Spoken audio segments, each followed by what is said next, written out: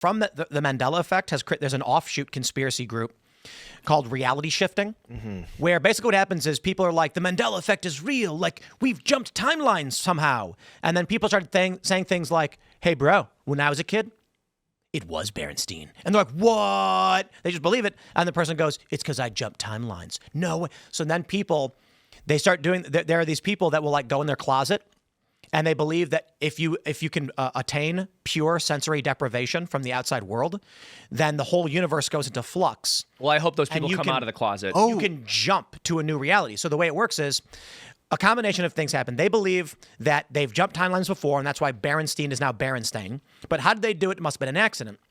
So if the double slit experiment is real and the act of observation can change superpositions into singular points, they believe that if you can attain true sensory deprivation inside the sensory deprivation tank, everything is at a singular point. It's solidified from its superposition to a single point, but outside the universe is in flux. But that means so solipsistic, though. You cannot go into the sensory deprivation and then come out into a world of dinosaurs because the sensory deprivation tank would not exist in a world of dinosaurs without humans. So you can only jump to a universe that is almost entirely the same as the universe you are in. It's like you can only walk into the next room. And so you can't change your body because your body is, you are there experiencing your body and it is not in a superposition, but everything else is. So if you go into sensory deprivation and then you hyper concentrate on the universe you want to go to, you'll come out. Berenstain will be Berenstein. The difference is when it's in superposition, when it recollapses, it's all of human consciousness is deciding what it's going to be. So all those people that are familiar with what they think it is will overpower you unless you're super powerful. You misunderstand. Or That's there's the a lot point of of sensory deprivation. Your singular universe has isolated itself, and everything outside is Schrodinger's cat.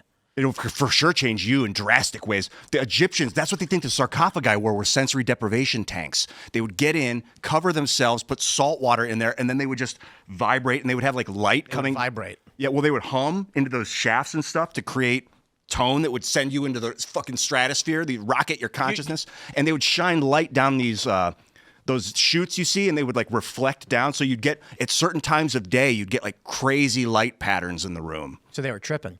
Do you guys know about quantum immortality? Not yet. Is this the idea that when you die, you jump to another universe, something like that? It's that your universe you can't die in. That's quantum immortality. The theory is basically that. Yeah. The idea would be that if you were to try and take your own life, no matter what you did in your universe, it would never happen. It wouldn't work. The gun would keep jamming, and you'd be confused, and you might be like, wow, like I can't die. But you're creating billions of universes where you're just dead now. Oh, interesting. So you always are alive. If you kill your, say a horrible thing to say. No one should try this. Yeah, it's no. not real. Yeah, but do if not someone do were this. to This is die, insane. but from their perspective, they just are living in another position now. They're like, The theory is like, imagine if you had Don't do this. a nuclear weapon, and you were like, I'm going to prove my theory, and you press the button to detonate, it wouldn't go off. that aligns But with like, in the universe you started in, Everyone outside. Yes. No, hold on. In the universe where, so here's the theory. Everybody in the blast radius of the nuke would be in the same universe as you where the nuke never went off because they can't die. But everyone outside of, let's say, whatever city you were in would just be in a universe now where that city is vaporized. wow. I think that kind of tracks with the way I think of spirits. Like you're kind of waking up as your spirit when your body dies. You never really die. You're just like, oh, you see it from another. But I like the idea that when you die in that reality, you're still alive in this reality. I call this the Mario Brothers theory. Every time, and look, all the Marios that died, they're gone. But the Mario who made it the princess, he has no memory of ever dying. He did everything perfectly. It's true. Yeah. That's true. Okay, I like that. That's good. I think it's wishful thinking from people who believe they're the main character of their story. Well, and also, when the thing is, we live in a time of great abundance, so people don't recognize the scarcity of their own life. We don't spend any time contending with it. think We that's can have part of- whatever we want, whenever we want. For the most part, things are accessible to us that were never accessible to our ancestors, and in a great quantity. So I actually think that's rerouted our thinking in a way.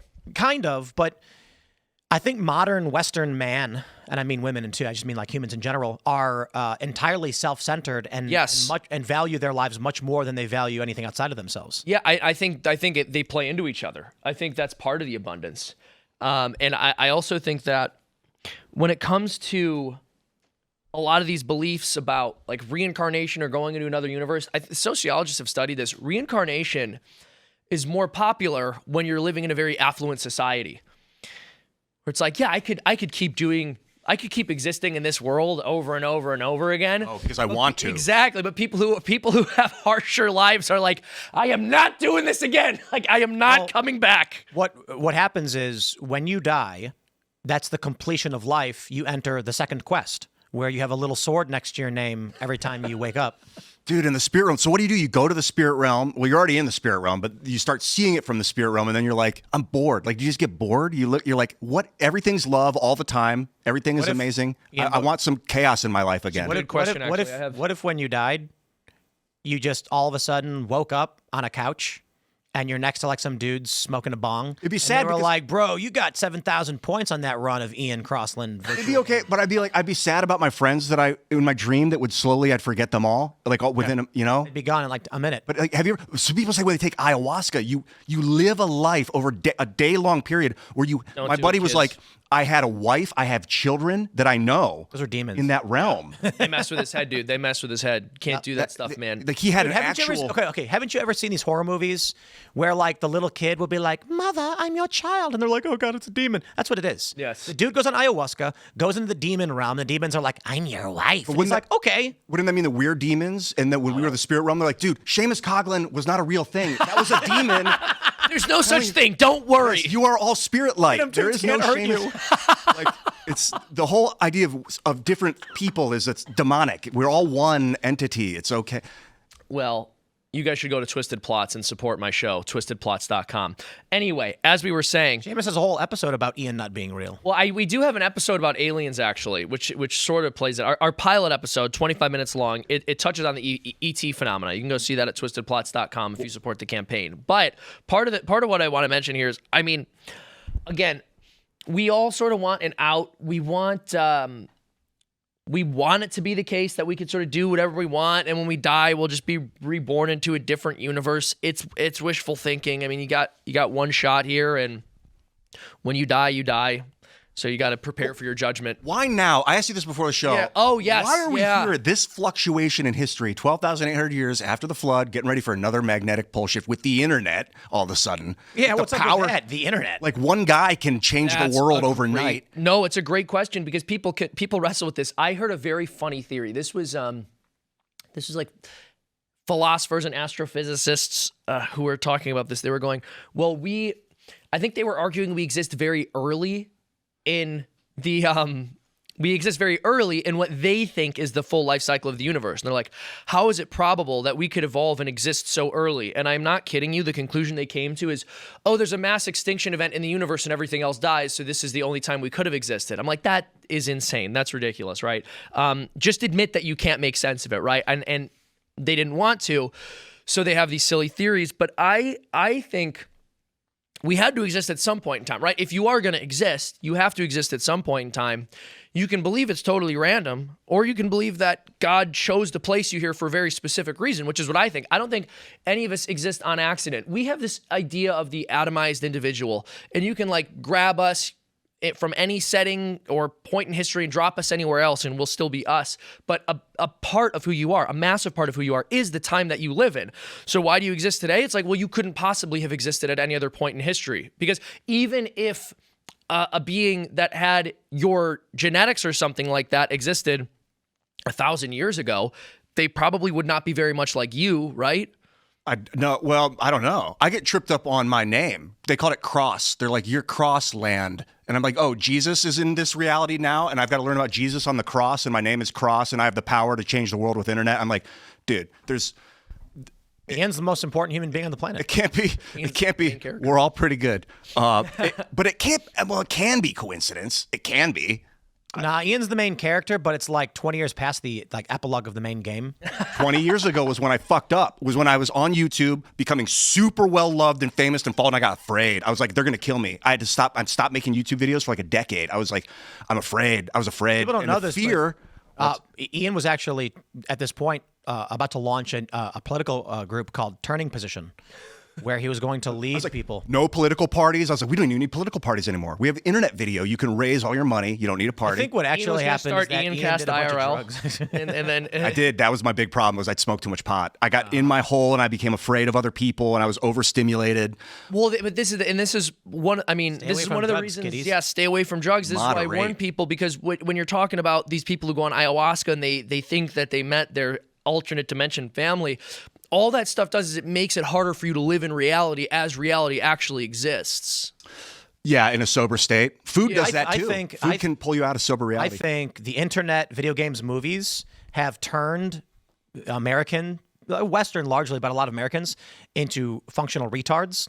Because it used to be when you were a little kid, you were like, one day when I grow up, I'm going to be the best blacksmith ever. I'm going to make horseshoes. And you aspired to be a horseshoe maker.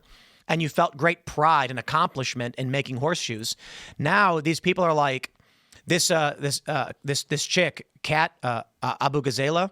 She got arrested and criminally charged. She's running for office because she wants people to acknowledge her. That's the only reason she's doing it. She doesn't know anything about politics. She's not motivated by fixing problems.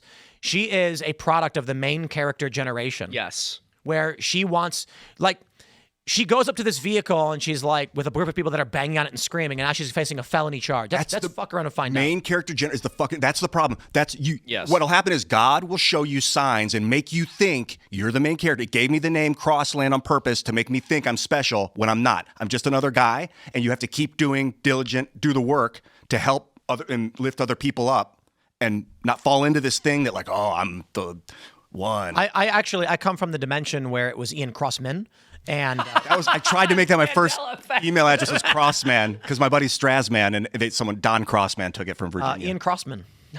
Yeah. But reality changed overnight, and now here he is, Crossland. That was In in fact, seventh in my grade. reality, Ian was an academic, a very smart guy. Oh, I also was studying math and science up until I got into acting. The dimension I came from, it was literally Ian Cast IRL, and Tim would talk about other dimensions. Could have been. And stuff. How Tim if I came in with $1 billion? I had this Tim had flowing Ian's hair, and Ian wore a beanie all There's the time. so many- It was I the think exact about- same in every other way. Do you guys think about the possible realities that you could be in right now if you'd made different choices in your past? Oh, that's so interesting. Yeah, like what would your life be like if any of your choices were a little bit different? I try not to think about that too much because I think there's a mystery, right? Because I believe we have free will. I also believe in divine providence and predestination, and it can be difficult to understand the interplay between those things. But I am just grateful for everything in God's plan and where I am right now. You know, with free will and destination, I feel like the destination is the river, and then the free will is your ability to paddle. That's interesting. Yeah, that's an interesting thought. That's an interesting, because even what free will means is also something that's debated.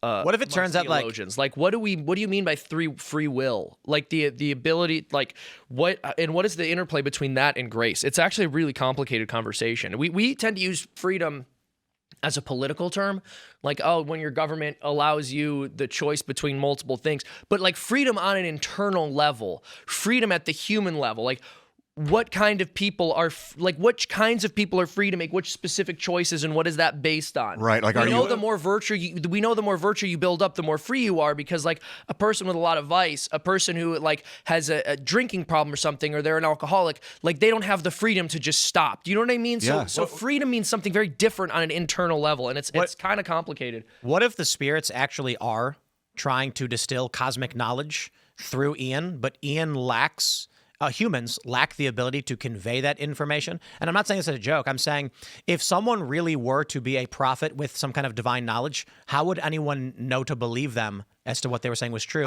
They would just come off like Ian. Well, I don't necessarily know. I mean, I think that when you look at the prophets in the Old Testament and you look at prophets, like the idea of a prophet is, we see it as, well, a prophet, someone who's communicating this esoteric knowledge or telling us what the future is going to be. But you got to remember that a prophet is somebody who they can, I suppose, do that. And say things that were revealed to them by God, but it's largely like somebody who's living a really good life and trying to keep their society on track by telling it the things that it forgot, but it should already know. Like, no, you're not supposed to be worshiping idols, or no, you're not supposed to be sacrificing children, whatever it is.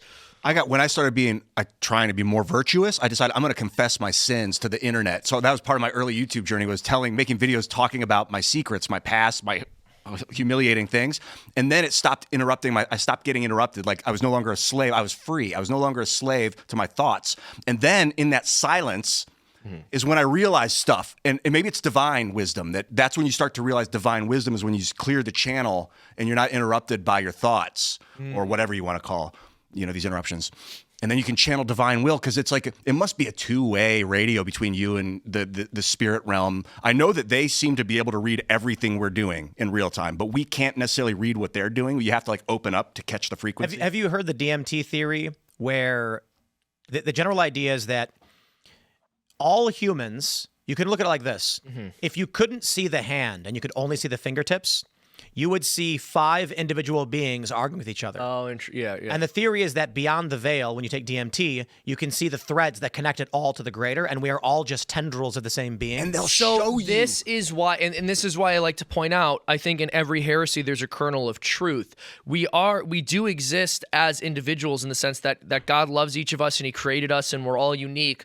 One thing that our society's forgotten as we've moved in the direction of atomized individualism is that you exist along this historic continuum, right? Your life is not really just yours to do what you want with. I was thinking about this the other day. I saw some very rich celebrity said, I'm not going to leave any of my wealth to my children. And my first thought was, all right, when I think about everything my ancestors went through to come to America, how my great-grandparents got here, they got on a boat, not a plane. It was too far in the past for them to have access to the travel that we have access to today. And they came here for a better life. And if I were to become unfathomably wealthy, it would be spitting on the graves of my ancestors who did everything they could to come here for me to go, I'm not going to keep it in the family and I'm not going to give it to my descendants, right? Because I don't just exist for me. I exist as a part of my family. I exist as a member of the church. I exist as an American. You don't. And so we try to remove ourselves from the structures that actually very much give our lives meaning. I think that's the truth in that heresy. But I don't think that we're all, the same being. I certainly don't think that's the case. We're probably more connected through something unseen than the same. But the thing about generational wealth, giving all the wealth to the one child is if all of your magnesium was in your middle finger and your other finger didn't get any, you'd be like, I'm dying. I'm going to lose my finger that's not getting the wealth. But you got to think about it that way. Whatever organic mechanism that exists in your body that's supposed to give magnesium to that finger, it just gives magnesium to that finger instead of the other one. And as a father, it is your social role to provide for your children and not necessarily everyone else's children. So actually the best way for you to ensure health across society is to do the specific role that you have instead of trying to take on other people's roles. And it's not to say that you can't or shouldn't help the poor or other people's children when you can. It's just that you got to keep your primary duty in mind. Thanks for watching this clip from the Culture War podcast. We're live every Friday, 10 a.m. to noon, so subscribe and come hang out.